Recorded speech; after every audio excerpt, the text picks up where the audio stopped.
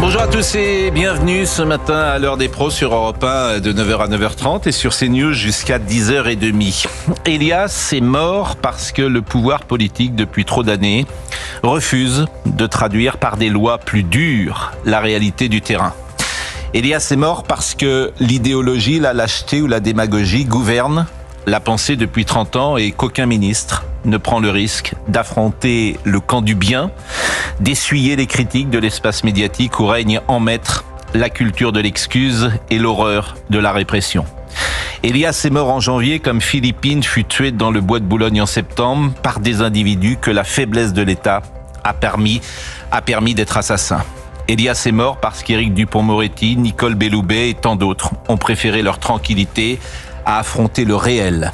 Elias est mort et chacun comprend que cette mort était évitable. Les deux suspects avaient été présentés à un juge en octobre pour une autre affaire, mais la loi ne permettait pas de comparution immédiate pour ces jeunes de 16 et 17 ans.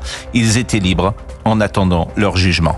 Ils avaient bénéficié d'une loi folle qui défie le bon sens, la césure pénale, une procédure en 2 temps qui dissocie les audiences de culpabilité et de sanction. Les failles de la justice des mineurs sont un serpent de mer. Gérald Darmanin est avec nous ce matin. C'est la première fois depuis 5 ans qu'un ministre de la Justice vient sur ce plateau et je le remercie. Le ministre de la Justice avance avec fermeté.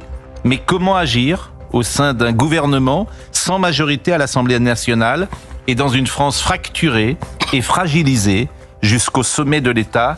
Voici une des questions que nous lui poserons dans un instant. Il est 9h01, Chana Lousteau. 9h.